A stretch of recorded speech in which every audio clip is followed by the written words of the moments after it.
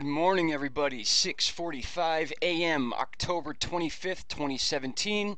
All right, water vapor chart. As you all know, especially those in the Northeast, we have had some pretty crazy weather going on. I tried uploading from my phone yesterday while I was at work. We had a crazy storm where I live, and then all of a sudden this insane double rainbow came out. I posted it on Instagram. The video came out a little blurry because it was still raining when I was filming it, so my phone's getting soaked and I'm just trying to film this thing, and it was incredible. I've never seen a rainbow so vivid in my life. I filmed it a couple times. It kept disappearing and reappearing. I made my boss stop the truck just so I could get out and start filming this thing. It was unreal. But again, I tried uploading it from my phone and I was having some issues with it. It just said upload pending for 2 straight hours. I'm not sure why. I have a full data package. I don't have to worry about data or anything like that. I have the 4G network and whatnot, so I'm not sure why it uploaded. I'm going to work on that because I want to start uploading from my phone, like smaller updates while I'm out doing stuff when I can't be here at the laptop, which happens often, unfortunately, guys. I still have a full-time job I have to deal with. I would much rather be doing this all the time, trust me on that. And maybe slowly but surely that can happen, but as of right now, gotta work all week. You know how it goes. I'm sure a lot of you work non-stop. That's what we do. We're just a bunch of slaves for the most part. But, you know, that's the way it goes. But anyway, we're here now, and guess what? Check this area out in the northeast of the U.S., right up in this area. Now, we've had a lot of crazy weather going on, especially in the Carolinas, and then there was some crazy rain rates going on in Connecticut. I believe Connecticut had almost 3.5 inches of rain in one day, and that broke a previous record from 2009 for about 1.94 inches. So that is a whole lot of rain to get in one day, and that's because of a few things, guys. You can see all this moisture here is getting pulled up from the Gulf and the Caribbean, and it's being brought right up the East Coast. And then we have a really deep low coming down from Canada. A lot of cool air, guys. The Northeast is going to get cold. It's really cold outside right now. It's probably like 46 degrees, so that's what I'm about to go out to. But as far as these tornadoes go in the Carolinas, guys, I know there was a lot of talk going on about these tornadoes the last couple days. 9 tornadoes reported in the Carolinas. And if you remember, there was a lot of tornadoes back in January, I believe, the beginning of 2017. There was a big tornado outbreak in the Carolinas, and then there was another one around the end of May, I believe. I'm going to have to double check that. And now they counted 9 tornadoes going on over the last couple days in the Carolinas. And if you look at this chart here, guys, it's pretty simple to understand why this is happening. I mean, the systems itself aren't that simple, but the reason tornadoes are spinning off is because of think of opposite wind movement and friction for the most part. That's a very nutshell way to explain it, but sorry. Picture this strip here going up from the Caribbean and the Gulf up the East Coast, going south to north. And then we got this giant dip in the jet stream here, bringing all this cool air to the south. So what do we have? We have a force coming from north to south and another force coming from south to north. And then right in this area, guess what? We get tornadoes. We already have that spin. They're rubbing off each other. Just rub your hands together. You know how you do that to keep them warm? Same exact things going on right here. And we are getting Tornado City spinning off. And guys, we even have a chance for tornadoes up in the Northeast. I know it happens here and there. There was a bad tornado years ago where I used to live closer to Yonkers.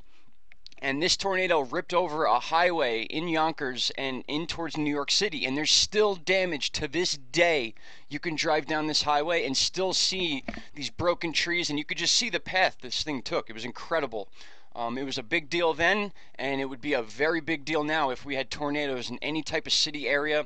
For the most part, they go to flat land. You see them in the Midwest all the time, and then, you know, on occasion, you see them move into the Northeast and any part of the East, actually. But North Carolina just got ravaged. South Carolina, too, ravaged by tornadoes. That's going to continue, guys. As long as we have these opposite paths moving, that's what's going to happen. All right, let's touch on a few other things really quick before I let you go. I'm going to get into this later this afternoon. I promise this time I'm making a video this afternoon after work. We have another typhoon forming in the West Pacific. It's going to be a big deal. It seems to be targeting Japan once again. This thing's growing very quickly. I believe it starts with an S, Saola. Yes, Typhoon Saola. I really like that name, actually. I would name my kid Saola. That's a really big deal. It's going to be a fast-growing typhoon. It looks to be heading right towards Japan. Some of the Ventu Sky models, in fact, you know what? Let's just look at it. Why not? I'll be late today. Here's Wednesday the 25th, Thursday the 26th. Here is Friday the 27th, and by the way, this is what we're looking at here. Here's Japan. They just got done with Typhoon Lan, which you can still see right here. This is part of Typhoon Lan here, getting pulled across through the jet stream, and this is also why we are getting so much action down in here. We are going to have another Pacific hurricane forming right around this area. We have our INVEST93L, which we've been talking about being the possible mimic of Sandy. I'm not sure that that's going to be a reality anymore, which is a good thing, but we still have possible hurricane formation in the next 5 days right here in the Caribbean. But this is where, and this would be Typhoon Seola right here. And you can see its movements. It wants to push north to Japan. It looks to make a little bit of an eastern movement before it gets there, possibly missing it. You can see it right there between the 29th and the 30th. It makes that west. It makes an east shift and south, actually. So southeast shift, which is a good thing. Maybe it'll miss altogether. Here's Wednesday the 1st, Thursday the 2nd, and finally our last day of data is Friday the 3rd, which shows it almost dying out before it gets to Japan. So let's hope that happens for them. They just had to deal with Typhoon Lan, and as you can see right here, by Friday the 3rd, they're predicting an hurricane. I'm thinking earthquake because there was just a really, really big 6.7 earthquake right here, guys, right where my mouse is. There was a massive earthquake yesterday, over 500 kilometers deep. That is very, very deep. And as far as studies go for for earthquakes, when you get deep movement like that, you can expect larger, shallower movement. So there could very well be a very big earthquake, very shallow in this entire area. If you want to check anything out as far as detail goes, check out channels like Dutch Sense. He does that stuff every day, and I've learned that from him. Deep earthquakes usually cause shallower, bigger earthquakes.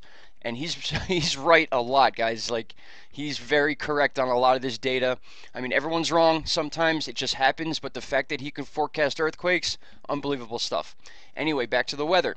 So by Friday the 3rd, they're expecting a hurricane here in the Pacific Ocean. We got to just wait and see what happens. Let's check out Tropical Tidbits. This is the CMC model. As I move forward, we still have our low pressures connecting and jumping from Pacific to Atlantic in the Caribbean. You can see it here, but then check the movement. We're looking at this guy right here, and also another one forming. That's the one we just looked at Ventu Sky. Move forward, and this one's going right to the west of Jamaica. It shows it rolling underneath Cuba, then going back to Jamaica, doing a bunch of circles, and then into the Gulf as of now. So again, remember we were talking that this invest that we were speaking of that was projected to go up through Jamaica, over Cuba, past the Bahamas, and then up the East Coast, just like Sandy. We were talking about how it could possibly shoot the gap and be a Gulf storm. And that is what the CMC is beginning to show now. It's still showing the storm. It's still very significant, 1,000 millibar pressure, and then right there. So we need to keep an eye on this thing, guys. They gave it an invest name for a reason. We are at 10% over the next 48 hours and 50% over 5 days. And we have this pattern here. You can check to see your basic outlook to where this thing may go. Again, this is going to change. They always do change, but the overall consensus is that we are expecting a storm to form in this area. There's a whole lot of action going on. Where's my little radar chart here? Here we go. We got a lot of action going on, guys, and do not discount or take out of the equation the Atlantic Ocean. There's so much action going on in the Atlantic Ocean. It's really surprising me because this time of year, this should be much more quiet. There's a lot of tropical activity, a lot of storms going on. Look at this giant, guys, this is about the size of half the United States.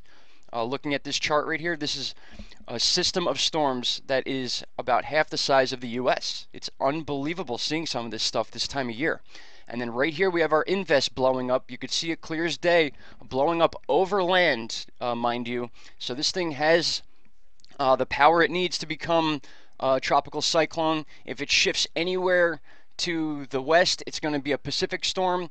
And according to the CMC, if it gets back into the Caribbean, it's going to start whipping around in circles here because we have warm water, we have the correct conditions for wind shear not being an issue, and we have a big front that is passing from west to east over the U.S., causing those tornadoes we had in the Carolinas and possibly tornado watches and warnings in the Northeast. All right, and this is just a little bit of a closer look at our INVEST93L. So again, guys, they gave it an invest name, so they are concerned about this. Anytime you see on these radars, you see those white specks, they almost look like glitches, like they're just not supposed to be there. That is just the very, very tops of these storm clouds reaching higher and higher. The higher they go, that means the more force push them up from the bottom. That means there's a lot of warm water, a lot of water vapor. And this thing, it just has everything it needs to form. So we just need to see if it's going to be a Pacific storm, just like we saw on Tropical Tidbits, where this one formed here, or if it's going to split into two, like the CMC model shows. It shows this is one low put together right around this area, and then it splits off. One comes up and then starts circling underneath Cuba and Jamaica, and then ends up here, and then the second one peels off and goes this way. And now it's very interesting because there's a wind force. I wish I could drag this over, but there's a force because of the MJO effect we have going on that's pushing a lot of weather down from north to south down the west coast, and that's causing a lot of weird weather going on there.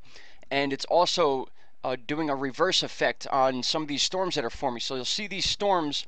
If we had a couple more days of data, you could see this. The storm is going to form, and it comes up here and then gets pushed back this way. Very interesting stuff. So if I back up here, you can also kind of see what we're dealing with as far as the situation in the Northeast. This is where those tornadoes were forming. This is the 29th, so I'll back it up to about here. There we go. That's the strip I'm talking about, is right around here. So we have this moving south to north over the Northeast, and then that big dip. You can see some of these lines dipping down in our jet stream, and all that cold air from Canada is being pulled down. So we have cold weather coming in the Northeast, but at the same time the opposite effect moving south to north is causing those tornadoes. So it's almost like cold weather tornadoes. Very weird, because usually people associate tornadoes with summer weather, that type of thing, because it really doesn't happen that often in the Northeast. But we can expect this going on, guys. Even in the area I live in, I just explained that we had a tornado rip through areas of Yonkers and Westchester that was just unbelievable. Still to this day, you can go there and see this damage. They just never fixed it. I mean, they fixed the roads and stuff, but the little woods in between highways never did anything to it. And then we just got some crazy stuff going out in the ocean here. Just very interesting weather, guys. A lot of crazy stuff going on. That's a giant low right here. This is usually a high pressure area that covers the entire Bermuda Atlantic, and this is now a giant low. Very weird. That was crazy there too. All right, guys. Well, you're seeing it as I'm seeing it. I didn't even look at this morning before I started recording, so a lot going on. We have lows everywhere. A lot of action going on in the Atlantic. Still the Pacific very active, and we have typhoons going on in the West Pacific. All right, guys, we're going to touch base in a couple hours. I promise you we will be back here. We're going to dig into some of these tornadoes and the future outlook for the next couple weeks. All right, guys, have a great day. I'll see you in a few.